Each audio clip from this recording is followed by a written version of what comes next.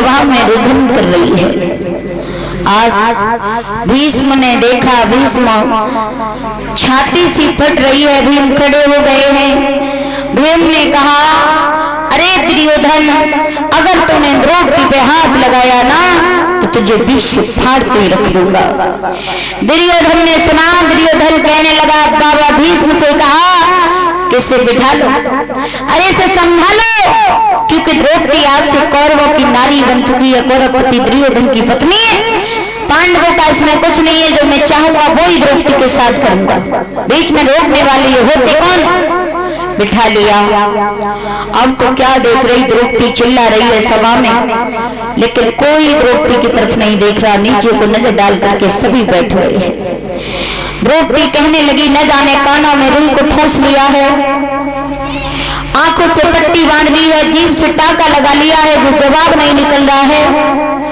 द्रौपदी सभा के बीच में रुदन कर रही है।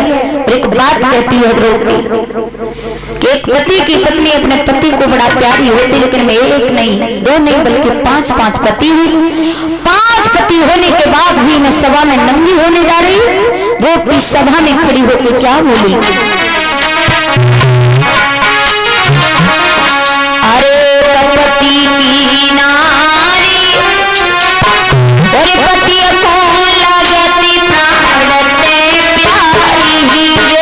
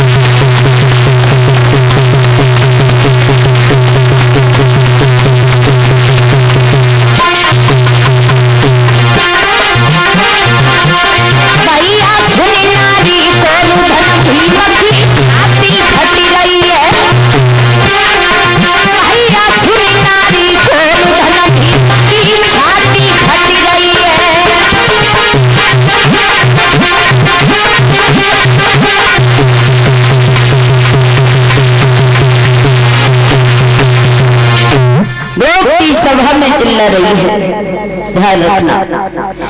श्री सूत जी महाराज कहते हैं, ऋषियों पर किसी ने कोई जवाब नहीं दिया, सारी सभा सुनसान पड़ा हुआ है।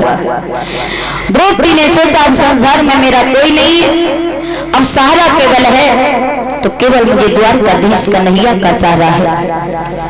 सभा में सुनसान पड़ा है।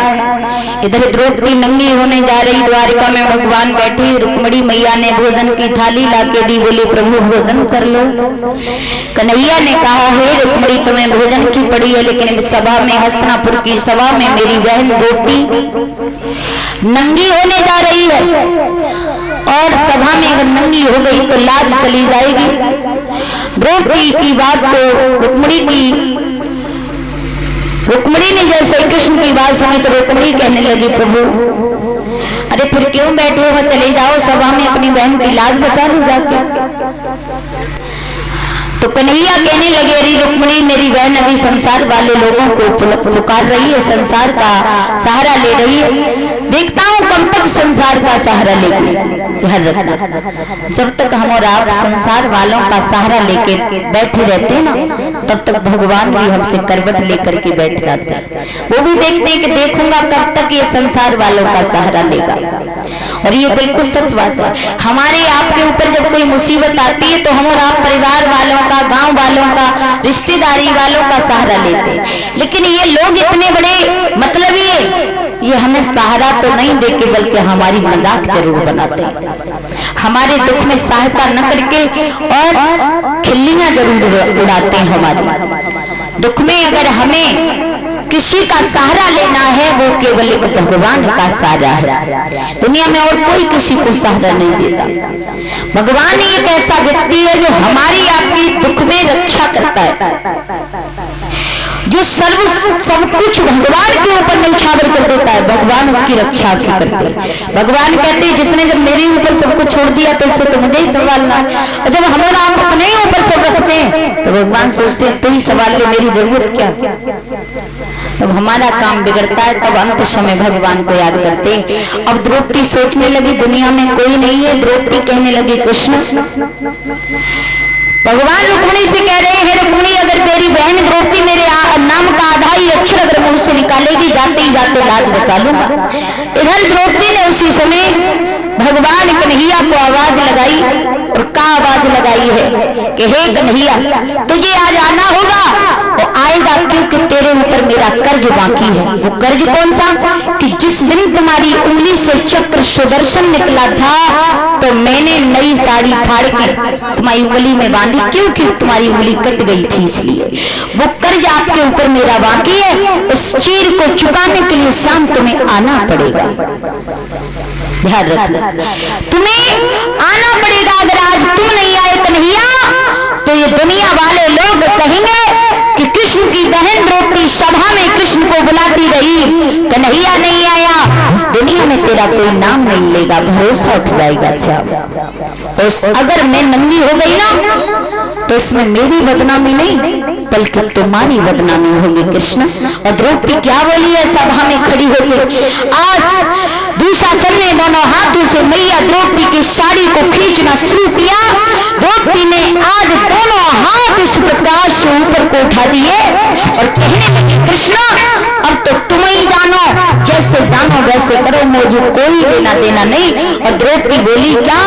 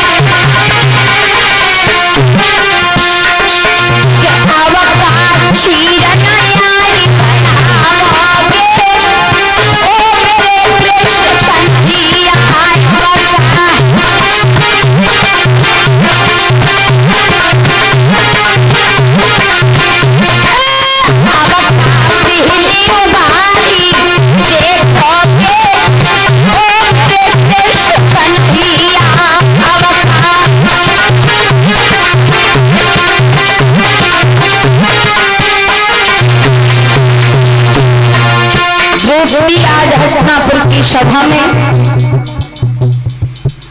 दोनों हाथ ऊपर को करके खड़ी हो गई, आवाज लगाने लगी है, कृष्ण दुष्ट दुशासन सभा में नन्ही किए दे रहा है मुझे, क्या आप आओगे नहीं कन्हैया?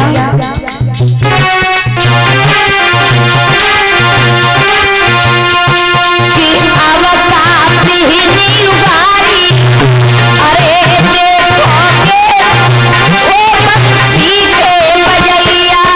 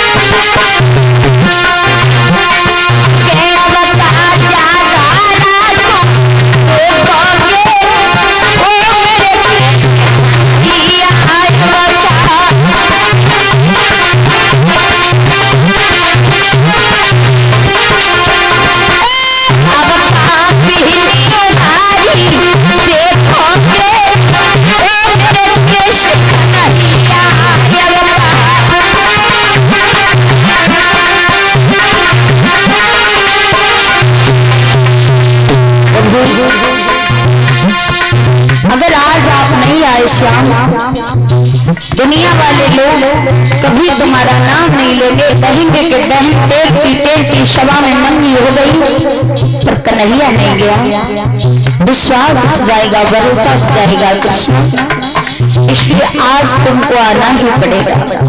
द्रौपदी आंखों से आंसू बहाती जा रही है, कृष्ण को बुलाती जा रही है, दुशासन चीर खींचता जा रहा है सभा में।